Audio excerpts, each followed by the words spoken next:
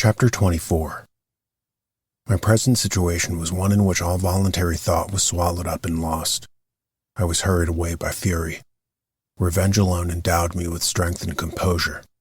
It molded my feelings and allowed me to be calculating and calm at periods when otherwise delirium or death would have been my portion.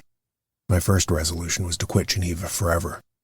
My country, which when I was happy and beloved was dear to me, now in my adversity became hateful. I provided myself with a sum of money together with a few jewels which had belonged to my mother and departed. And now my wanderings began, which are to cease but with life. I have traversed a vast portion of the earth and have endured all the hardships which travelers in deserts and barbarous countries are wont to meet. How I have lived I hardly know. Many times I have stretched my failing limbs upon the sandy plain and prayed for death. But revenge kept me alive. I dared not die and leave my adversary in being. When I quitted Geneva, my first labor was to gain some clue by which I might trace the steps of my fiendish enemy. But my plan was unsettled, and I wandered many hours around the confines of the town, uncertain which path I should pursue. As night approached, I found myself at the entrance of the cemetery where William, Elizabeth, and my father reposed. I entered it and approached the tomb which marked their graves. Everything was silent except the leaves of the trees, which were greatly agitated by the wind. The night was nearly dark, and the scene would have been solemn and affecting even to an uninterested observer. The spirits of the departed seemed to flit around and to cast a shadow, which was felt but not seen, around the head of the mourner. The deep grief which this scene had at first excited quickly gave way to rage and despair. They were dead, and I lived. Their murderer also lived, and to destroy him I must drag out my weary existence. I knelt on the grass and kissed the earth, and with quivering lips exclaimed, "By the sacred earth on which I kneel, by the shades that wander near me, by the deep and eternal grief that I feel, I swear, and by thee, O night, and the spirits that preside over thee, to pursue the demon who caused this misery until he or I shall perish in mortal conflict. For this purpose I will preserve my life. To execute this dear revenge I will again behold the sun and tread the green herbage of earth, which otherwise should vanish from my eyes forever. And I call on you, spirits of the dead, and on you, wandering ministers of vengeance, to aid and conduct me in my work. Let the cursed and hellish monster drink deep of agony. Let him feel the despair that now torments me." I had begun my adjuration with solemnity and an awe which almost assured me that the shades of my murdered friends heard and approved my devotion. But the furies possessed me as I concluded, and rage choked my utterance. I was answered through the stillness of the night by a loud and fiendish laugh. It rang on my ears long and heavily. The mountains re-echoed it, and I felt as if all hell surrounded me with mockery and laughter. Surely in that moment I should have been possessed by frenzy and have destroyed my miserable existence, but that my vow was heard and that I was reserved for vengeance. The laughter died away when a well-known and abhorred voice apparently close to my ear addressed me in an audible whisper. "I am satisfied, miserable wretch. You have determined to live, and I am satisfied." I darted towards the spot from which the sound proceeded, but the devil eluded my grasp. Suddenly, the broad disk of the moon arose and shone full upon his ghastly and distorted shape as he fled with more than mortal speed. I pursued him, and for many months this has been my task. Guided by a slight clue, I followed the windings of the Rhone, but vainly. The blue Mediterranean appeared, and by a strange chance I saw the fiend enter by night and hide himself in a vessel bound for the Black Sea. I took my passage in the same ship, but he escaped I know not how. Amidst the wilds of Tartary and Russia, although he still evaded me, I have ever followed his track. Sometimes the peasants, scared by this horrid apparition, informed me of his path. Sometimes he himself, who feared that if I lost all trace of him I should despair and die, left some mark to guide me. The snows descended on my head, and I saw the print of his huge step on the white plain. To you, first entering on life, to whom care is new and agony unknown, how can you understand what I have felt and still feel? Cold, want, and fatigue were the least pains which I was destined to endure. I was cursed by some devil and carried about with me my eternal hell.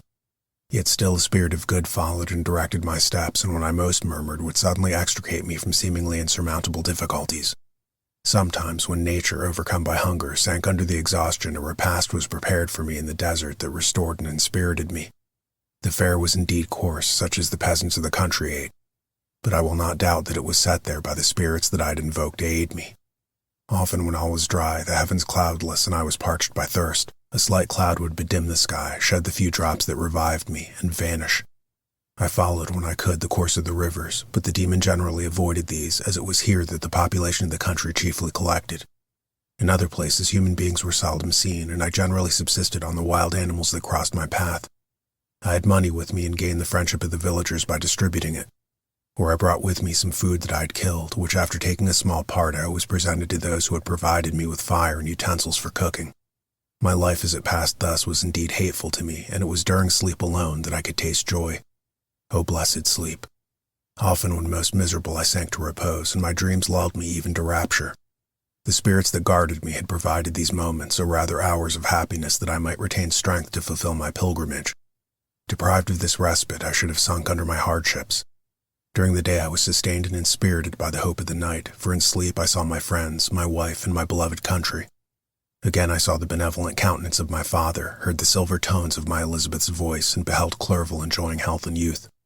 Often, when wearied by a toilsome march, I persuaded myself that I was dreaming until night should come, and that I should then enjoy reality in the arms of my dearest friends. What agonizing fondness did I feel for them! How did I cling to their dear forms, as sometimes they haunted even my waking hours, and persuade myself that they still lived. At such moments, vengeance that burned within me died in my heart, and I pursued my path towards the destruction of the demon more as a task enjoined by heaven, as the mechanical impulse of some power of which I was unconscious, than as the ardent desire of my soul. What his feelings were whom I pursued I cannot know. Sometimes indeed he left marks and writings on the barks of trees or cut in stone that guided me and instigated my fury. My reign is not yet over. These words were legible in one of these inscriptions. You live, and my power is complete. Follow me. I seek the everlasting ices of the north, where you will feel the misery and cold of the frost to which I am impassive. You will find near this place, if you follow not too tardily, a dead hare. Eat and be refreshed. Come on, my enemy. We have yet to wrestle for our lives. But many hard, miserable hours must you endure until that period shall arrive. Scoffing devil. Again do I vow vengeance. Again do I devote thee, miserable fiend, to torture and death. Never will I give up my search until here I perish, and then with what ecstasy shall I enjoy my Elizabeth and my departed friends, who even now prepare for me the reward of my tedious toil and horrible pilgrimage. As I still pursued my journey to the northward, the snows thickened and the cold increased in a degree almost too severe to support. The peasants were shut up in their hovels, and only a few of the most hardy ventured forth to seize the animals whom starvation had forced from their hiding places to seek for prey. The rivers were covered with ice, and no fish could be procured, and thus I was cut off from my chief article of maintenance. The triumph of my enemy increased with the difficulty of my labors. One inscription that he left was in these words: Prepare, your toils only begin. Wrap yourself in furs and provide food, for we shall soon enter upon a journey where your sufferings will satisfy my everlasting hatred. My courage and perseverance were invigorated by these scoffing words. I resolved not to fail in my purpose, and calling on heaven to support me, I continued with unabated fervor to traverse immense deserts, until the ocean appeared at a distance and formed the utmost boundary of the horizon. Oh, how unlike it was to the blue seasons of the south! Covered with ice, it was only to be distinguished from the land by its superior wildness and ruggedness. The Greeks wept for joy when they beheld the Mediterranean from the hills of Asia and hailed with rapture the boundary of their toils. I did not weep, but I knelt down and with a full heart thanked my guiding spirit for conducting me in safety to the place where I hoped, notwithstanding my adversary's jibe, to meet and grapple with him. Some weeks before this period I procured a sledge and dogs and thus traversed the snows with inconceivable speed. I knew not whether the fiend possessed the same advantages, but I found that as before I had daily lost ground in the pursuit. I now gained on him, so much so that when I first saw the ocean he was but 1 day's journey in advance, and hoped to intercept him before he should reach the beach. With new courage, therefore, I pressed on, and in 2 days arrived at a wretched hamlet on the seashore. I inquired of the inhabitants concerning the fiend, and gained accurate information. A gigantic monster, they said, had arrived the night before, armed with a gun and many pistols, putting to flight the inhabitants of a solitary cottage through fear of his terrific appearance. He had carried off their store of winter food, and placing it in a sledge to draw which he had seized on a numerous drove of trained dogs. He had harnessed them, and the same night, to the joy of the horror-struck villagers, had pursued his journey across the sea in a direction that led to no land, and they conjectured that he must speedily be destroyed by the breaking of the ice or frozen by the eternal frosts. On hearing this information, I suffered a temporary access of despair. He had escaped me, and I must commence a destructive and almost endless journey across the mountainous ices of ocean, amidst cold that few of the inhabitants could long endure, and which I, the native of a genial and sunny climate, could not hope to survive. Yet at the idea that the fiend should live and be triumphant, my rage and vengeance returned, and like a mighty tide overwhelmed every other feeling. After a slight repose, during which the spirits of the dead hovered round and instigated me to toil and revenge, I prepared for my journey. I exchanged my land sled for one fashioned for the inequalities of the frozen ocean, and purchasing a plentiful stock of provisions, I departed from land. I cannot guess how many days have passed since then, but I have endured misery which nothing but the eternal sentiment of a just retribution burning within my heart could have enabled me to support. Immense and rugged mountains of ice often barred up my passage, and I often heard the thunder of the ground sea, which threatened my destruction. But again the frost came and made the paths of the sea secure. By the quantity of the provision I have consumed, I should guess that I have passed 3 weeks in this journey, and the continual protraction of hope returning back upon the heart often wrung bitter drops of despondency and grief from my eyes. Despair had indeed almost secured her prey, and I should soon have sunk beneath this misery. Once, after the poor animals that conveyed me had with incredible toil gained the summit of a sloping ice mountain, and one, sinking under his fatigue, died, I viewed the expanse before me with anguish when suddenly my eye caught a dark speck upon the dusky plain. I strained my sight to discover what it could be and uttered a wild cry of ecstasy when I distinguished a sledge and the distorted proportions of a well-known form within. Oh, with what a burning gush did hope revisit my heart! Warm tears filled my eyes, which I hastily wiped away, that they might not intercept the view I had of the demon. But still my sight was dimmed by the burning drops until, giving way to the emotions that oppressed me, I wept aloud. But this was not the time for delay. I disencumbered the dogs of their dead companion, gave them a plentiful portion of food, and after an hour's rest, which was absolutely necessary, and yet which was bitterly irksome to me, I continued my route.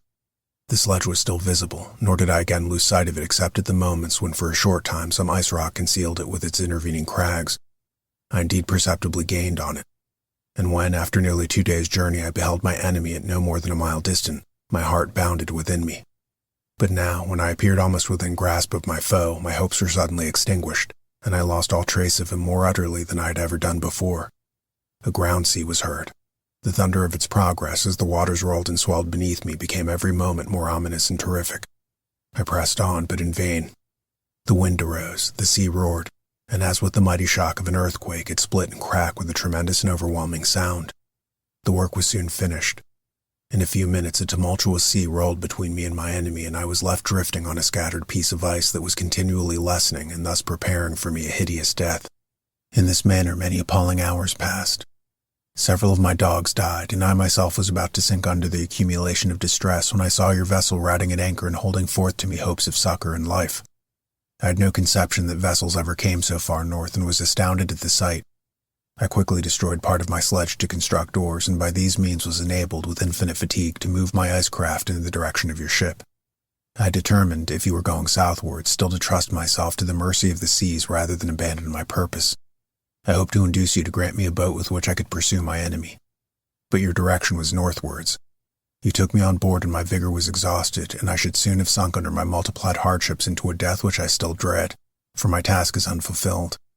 Oh, when will my guiding spirit, in conducting me to the demon, allow me the rest I so much desire? Or must I die and he yet live? If I do, swear to me, Walton, that he shall not escape, that you will seek him and satisfy my vengeance in his death. And do I dare to ask you to undertake my pilgrimage, to endure the hardships that I have undergone? No, I am not so selfish.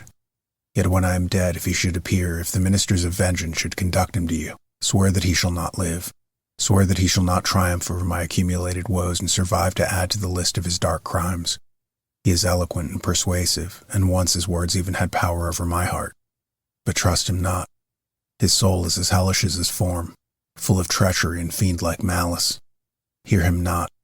Call on the names of William, Justine, Clerval, Elizabeth, my father, and of the wretched Victor, and thrust your sword into his heart. I will hover near and direct the steel aright. Walton, in continuation. August 26th, 17 — You have read this strange and terrific story, Margaret, and do you not feel your blood congeal with horror like that which even now curdles mine? Sometimes, seized with sudden agony, he could not continue his tale. At others, his voice, broken yet piercing, uttered with difficulty the words so replete with anguish. His fine and lovely eyes were now lighted up with indignation, now subdued to downcast sorrow and quenched in infinite wretchedness. Sometimes he commanded his countenance and tones and related the most horrible incidents with a tranquil voice, suppressing every mark of agitation. Then, like a volcano bursting forth, his face would suddenly change to an expression of the wildest rage as he shrieked out imprecations on his persecutor. His tale is connected and told with an appearance of the simplest truth. Yet I own to you that the letters of Felix and Safi which he showed me, and the apparition of the monster seen from our ship, brought to me a greater conviction of the truth of his narrative than his asseverations, however earnest and connected. Such a monster has, then, really, existence. I cannot doubt it, yet I am lost in surprise and admiration.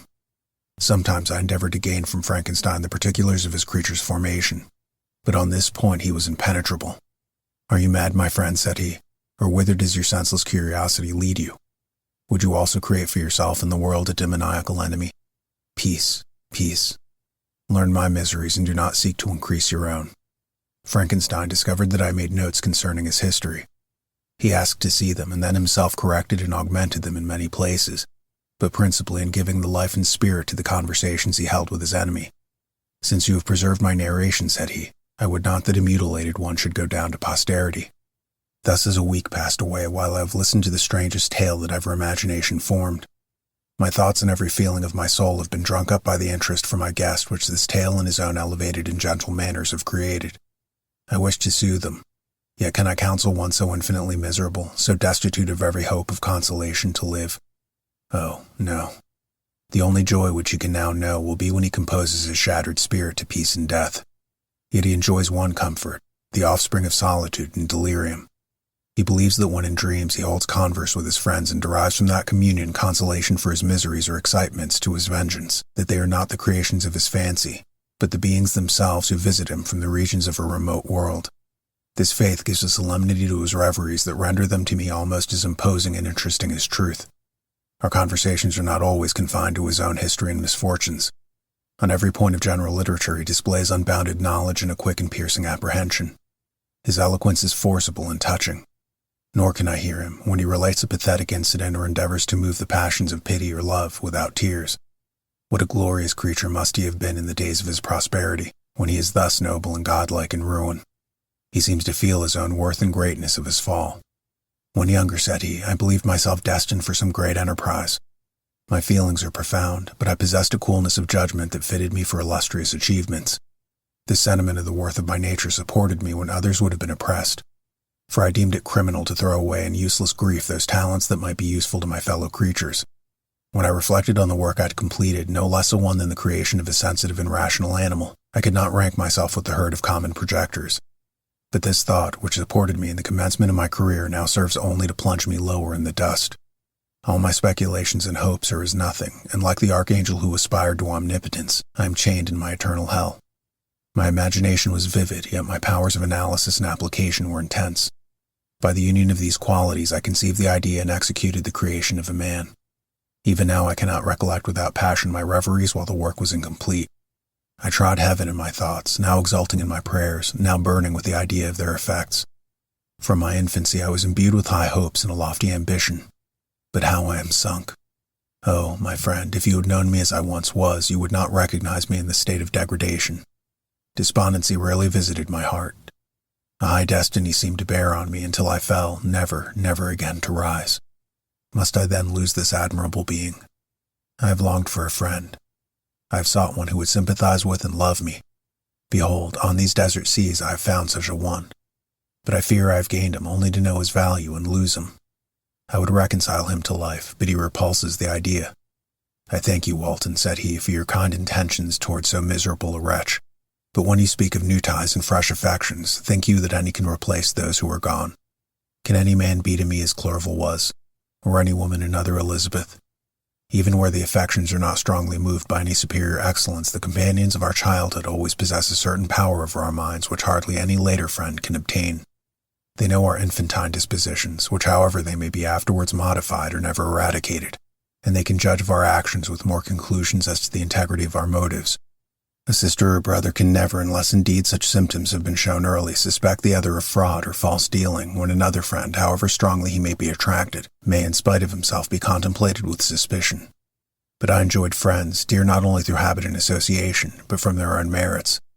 And wherever I am, the soothing voice of my Elizabeth and the conversation of Clerval will be ever whispering in my ear.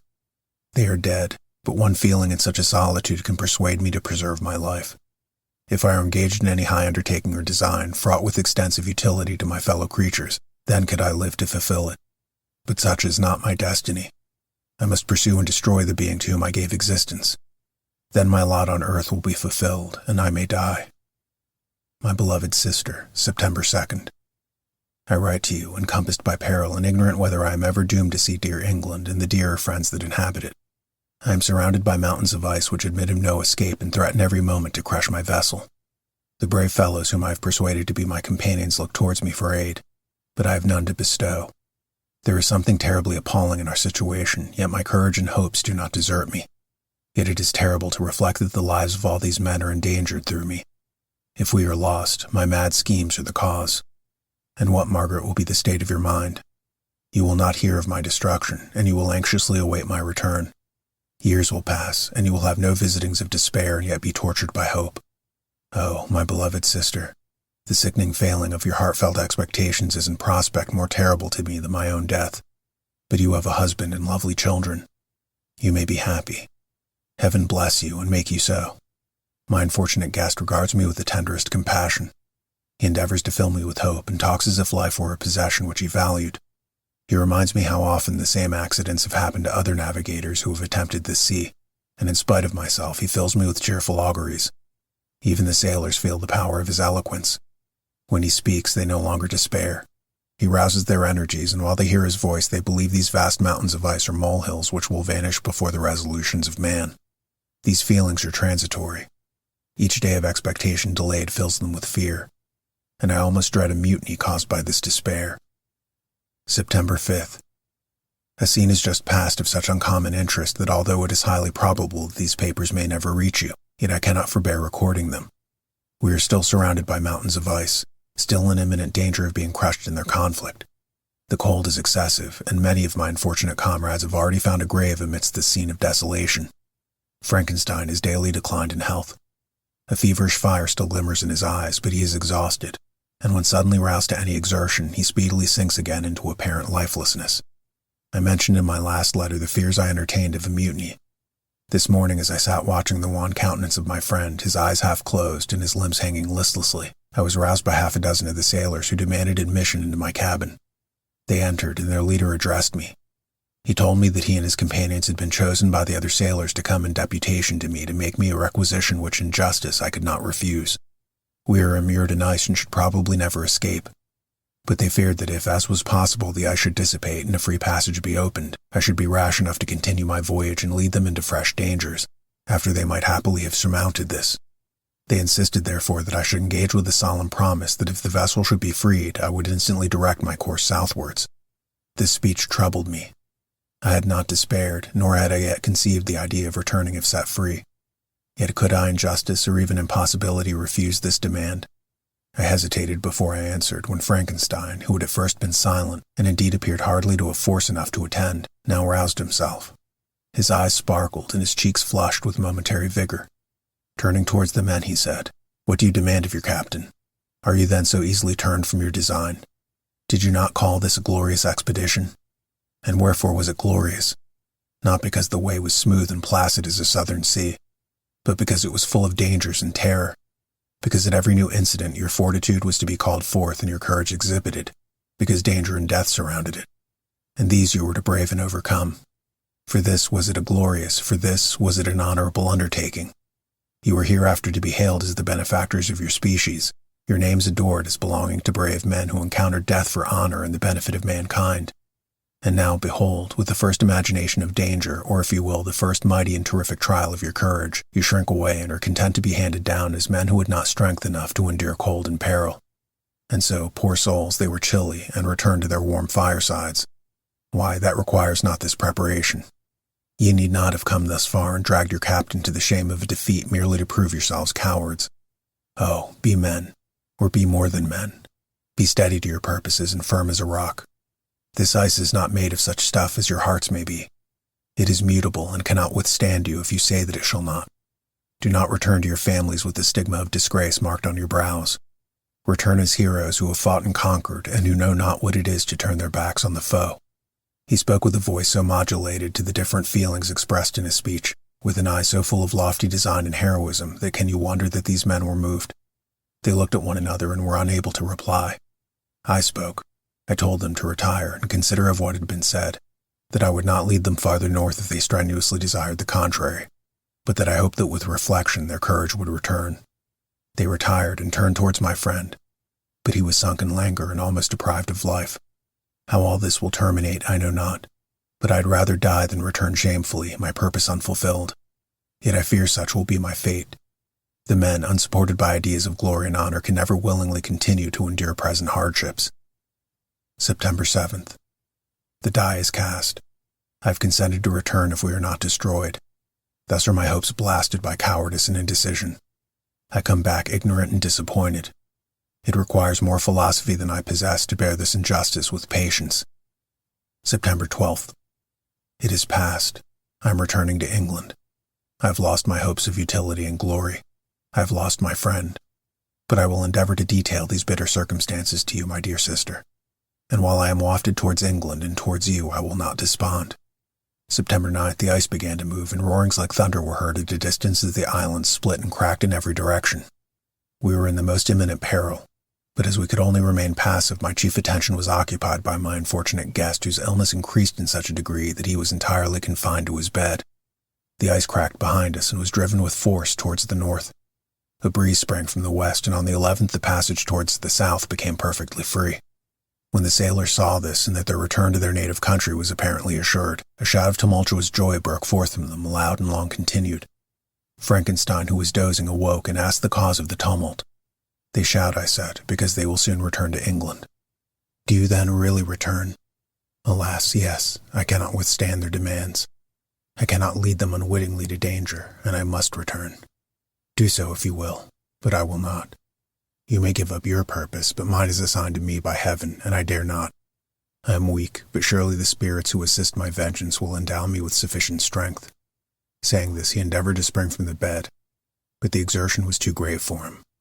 He fell back and fainted. It was long before he was restored, and I often thought that life was entirely extinct. At length he opened his eyes. He breathed with difficulty and was unable to speak. The surgeon gave him a composing draught and ordered us to leave him undisturbed. In the meantime, he told me that my friend had certainly not many hours to live. His sentence was pronounced, and I could only grieve and be patient. I sat by his bed watching him. His eyes were closed, and I thought he slept. But presently he called to me in a feeble voice, and bidding me come near, said, Alas, the strength I relied on is gone. I feel that I shall soon die, and he, my enemy and persecutor, may still be in being. Think not, Walton, that in my last moments of existence I feel that burning hatred and ardent desire of revenge I once expressed. But I feel myself justified in desiring the death of my adversary. During these last days I have been occupied in examining my past conduct, nor do I find it blamable. In a fit of enthusiastic madness I created a rational creature and was bound towards him to assure as far as was in my power his happiness and well-being. This was my duty, but there was another still paramount to that. My duties towards the beings of my own species had greater claims to my attention because they included a greater proportion of happiness or misery. Urged by this view, I refused, and I did right in refusing to create a companion for the first creature. He showed unparalleled malignity and selfishness and evil. He destroyed my friends. He devoted to destruction beings who possessed exquisite sensations, happiness, and wisdom. Nor do I know where his thirst for vengeance may end. Miserable himself that he may render no other wretched, he ought to die. The task of his destruction was mine, but I have failed. When actuated by selfish and vicious motives, I asked you to undertake my unfinished work, and I renew this request now, when I am only induced by reason and virtue. Yet I cannot ask you to renounce your country and friends to fulfill this task. And now that you are returning to England, you will have little chance of meeting with him. But the consideration of these points and the well-balancing of what you may esteem your duties I leave to you. My judgment and ideas are already disturbed by the near approach of death. I dare not ask you to do what I think right, for I may still be misled by passion. That you should live to be an instrument of mischief disturbs me. In other respects, this hour, when I momentarily expect my release, is the only happy one which I have enjoyed for several years. The forms of the beloved dead flit before me, and I hasten to their arms. Farewell, Walton. Seek happiness and tranquility and avoid ambition, even if it be only the apparently innocent one of distinguishing yourself in science and discoveries. Yet why do I say this?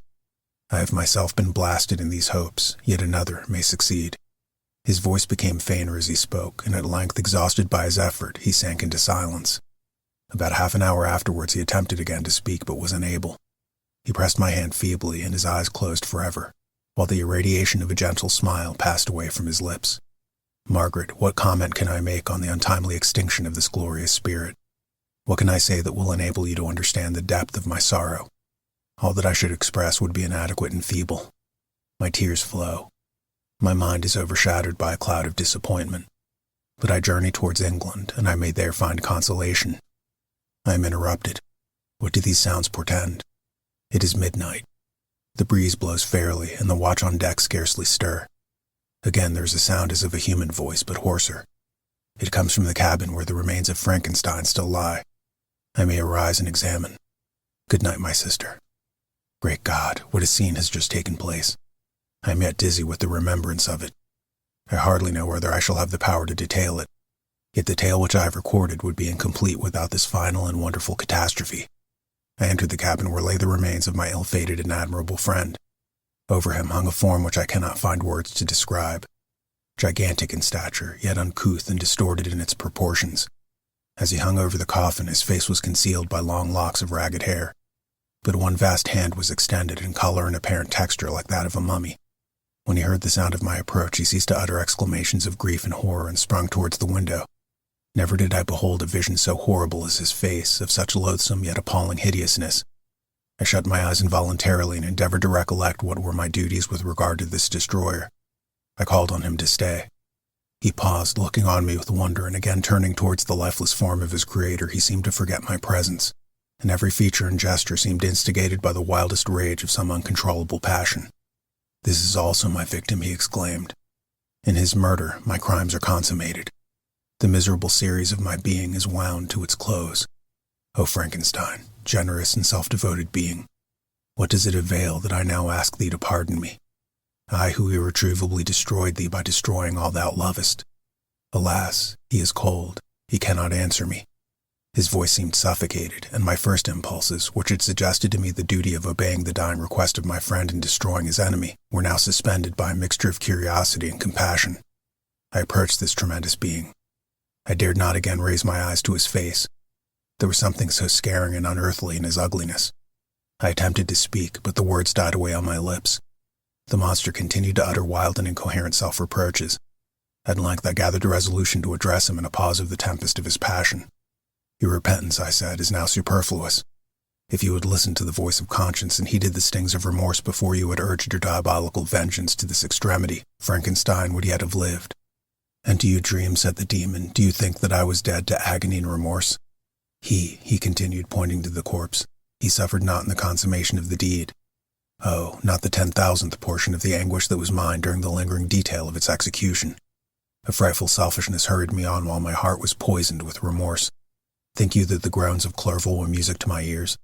My heart was fashioned to be susceptible of love and sympathy, and when wrenched by misery to vice and hatred, it did not endure the violence of the change without torture such as you cannot even imagine. After the murder of Clerval, I returned to Switzerland, heartbroken and overcome. I pitied Frankenstein. My pity amounted to horror. I abhorred myself. But when I discovered that he, the author at once of my existence and of its unspeakable torments, dared to hope for happiness, that while he accumulated wretchedness and despair upon me, he sought his own enjoyment in feelings and passions from the indulgence of which I was forever barred, then impotent envy and bitter indignation filled me with an insatiable thirst for vengeance. I recollected my threat and resolved that it should be accomplished. I knew that I was preparing for myself a deadly torture. But I was the slave, not the master of an impulse which I detested, yet could not disobey. Yet when she died, nay, then I was not so miserable. I had cast off all feeling, subdued all anguish to riot in the excess of my despair. Evil thenceforth became my good. Urged thus far, I had no choice but to adapt my nature to an element which I had willingly chosen. The completion of my demoniacal design became an insatiable passion. And now it is ended. There is my last victim. I was at first touched by the expressions of his misery. Yet when I called to mind what Frankenstein had said of his powers of eloquence and persuasion, and when I again cast my eyes on the lifeless form of my friend, indignation was rekindled within me. Wretch, I said, it is well that you come here to whine over the desolation that you have made.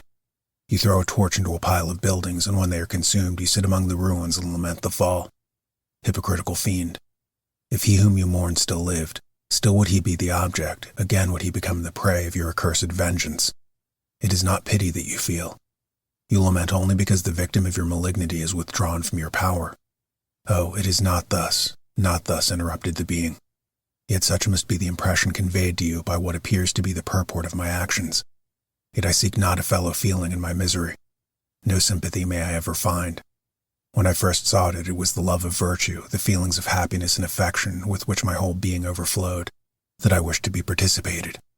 But now that virtue has become to me a shadow, and that happiness and affection are turned into bitter and loathing despair, in what should I seek for sympathy? I am content to suffer alone while my suffering shall endure. While I die, I am well satisfied that abhorrence and opprobrium should load my memory. Once my fancy was soothed with dreams of virtue, of fame, and of enjoyment. Once I falsely hoped to meet with beings who, pardoning my outward form, would love me for the excellent qualities which I was capable of unfolding. I was nourished with the high thoughts of honor and devotion. But now crime has degraded me beneath the meanest animal. No guilt, no mischief, no malignity, no misery can be found comparable to mine. When I run over the frightful catalogue of my sins, I cannot believe that I am the same creature whose thoughts were once filled with the sublime and transcendent visions of the beauty and majesty of goodness. But it is even so.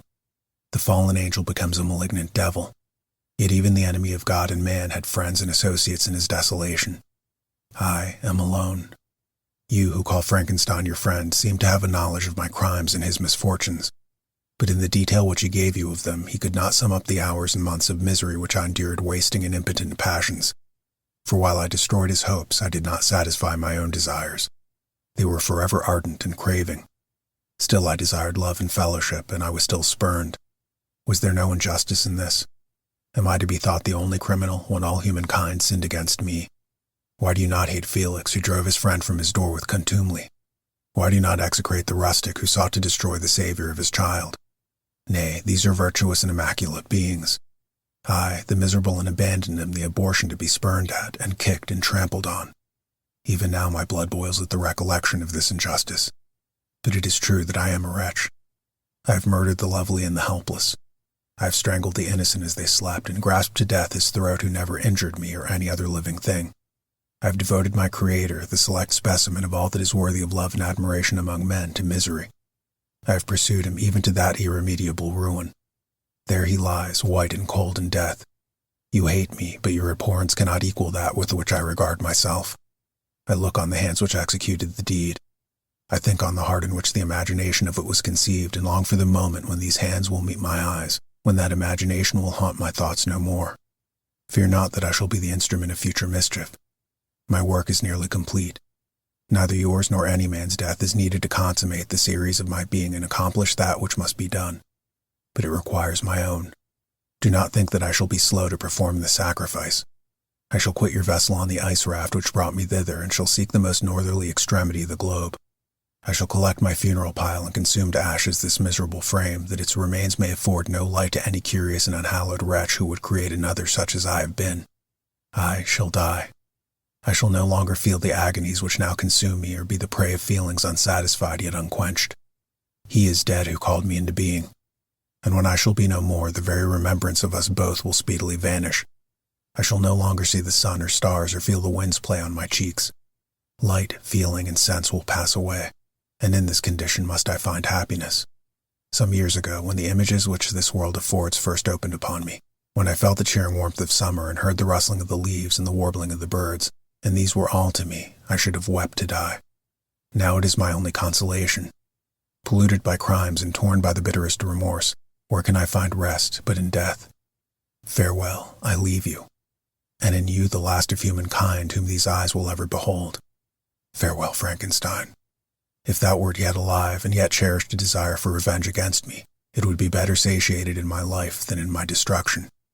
But it was not so.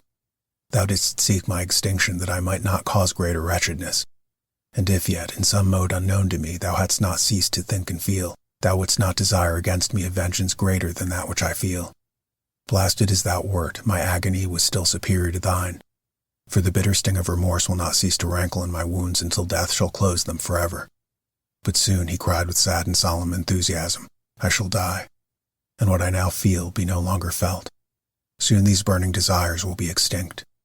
I shall ascend my funeral pile triumphantly and exult in the agony of the torturing flames. The light of that conflagration will fade away. My ashes will be swept into the sea by the winds. My spirit will sleep in peace, or if it thinks, it will not surely think thus. Farewell." He sprang from the cabin window as he said this upon the ice raft which lay close to the vessel. He was soon borne away by the waves and lost in darkness and distance. The End. You have been listening to Frankenstein, written by Mary Shelley, narrated by Daniel Natal.